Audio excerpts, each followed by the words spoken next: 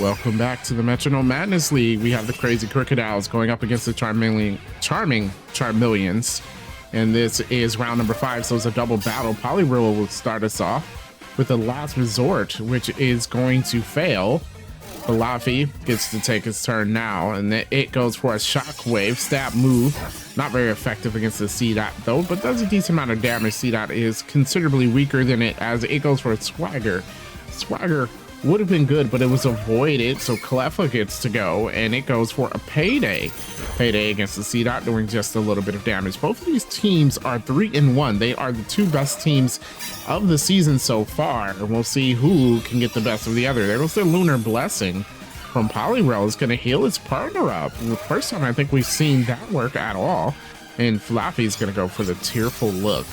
Tearful Look, of course, going to lower the special attack stat of that Poliwhirl. We'll have to look out for that as C-Dot goes for a Sword Stance, raising his attack stat. Ooh, maybe it can do some real damage now. We'll see what happens as Cleffa goes for the Shell Sidearm. It does just a little bit, barely anything.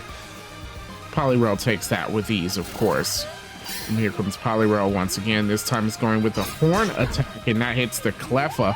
And then now it is attracted. Poliwhirl, that is a baby. Here comes Fluffy now, as it goes for a Draining Kiss. Draining Kiss. Take some health from the C-Dot, and C-Dot's gonna pickpocket Fluffy's item. I don't think it can use it though. There goes the Hex against the Cleffa. Not a lot of damage. C-Dot's really not doing much at all. Here comes a Flash Cannon now. C-Dot in the red. Cleffa's doing a lot of work though. Poliwhirl is attracted to the Cleffa, and it breaks through this time. So it will go for its Metronome, going for the skill swap. Going to change the abilities with the Cleffa. So now it has Q's Charm, and Cleffa has Water Absorb. Not sure what the point of that was, but now Fluffy goes for a Leer. Going to lower the defense stats on both of these Pokemon. Maybe it'll focus on physical moves from now on. We'll see what happens. The C-Dot goes for a Side Beam. Finally a strong move. Cleffa in the yellow, as Cleffa will go forward with an Incinerate. That's super effective against C-Dot. And the first Pokemon to faint in this match is for the Crazy Crocodiles. C-Dot will faint, and they'll have to send in their Dartrix. So Dartrix comes out onto the field, and we'll see if it can help this team out a little bit. Poliwhirl still attracted to Cleffa, and it will be breaking through this time. Awesome. So it hasn't been immobilized yet, as it goes for a Howl. Howl does affect both Pokemon, so both Pokemon's will attack stat will be raised here. That's pretty good from the Poliwhirl. It adds a Stab. Leaf Blade comes from the Dartrix. Good strong showing as its first move, putting Fluffy in the yellow. Oh, but it goes for a Haze. Smart move by the Fluffy, as it's going to get rid of all of the stat changes. So those attack boosts are now gone, as the Bulldoze comes from the Cleffa. Not the smartest move. That was super effective against its own partner. Fluffy's in the red now, thanks to the Cleffa. Poliwhirl, of course, in love with Cleffa, and this time it is immobilized. It cannot attack. So Dartrix is all on its own this turn, as it goes for an Aqua Tail. That does it for the Fluffy. The Crazy Crocodiles finally knock out one of the Charmeleon's Pokemon. Cleffa still has a turn to go though, and it goes for the Blue Flare. That is avoided by Poliwhirl. Would have been better to go for Dartrix there, as it would have been super effective. But here comes the Quilava from the Charmeleons. Here we go. Quilava starting things off for us now. It's going for a Toxic. Interesting. That's one way to get rid of the Poliwhirl, as it will take more and more damage after each turn. Poliwhirl also can be immobilized, like it is this turn, from the attraction to Cleffa, so is not able to attack Dartrix again once it's alone, as it goes for a Role Play, and it's going to take Water Absorb from the Cleffa. So now Dartrix has Water Absorb, which was originally Poliwhirl. It's interesting. Dartrix going to reduce the super effectiveness of that move with his berry, but it still gets poisoned. Now both Pokemon on the Crocodiles are poisoned, badly poisoned at that. So that's going to be increasing damage at the end of every turn. Oh, that is a bad position for the Crocodiles to be in right now. Here comes Quilava. Quilava going for the Slam. It's avoided by Poliwhirl. At least Poliwhirl can still dodge attacks here. It can't seem to attack because it's immobilized for the 3rd time in a row. Here comes the Dartrix with the Dragon Tail. Dragon Tail doesn't affect Cleffa. The wrong Pokemon should have gone for Quilava. Free turn for the Charmeleons all around as they go for a reversal here.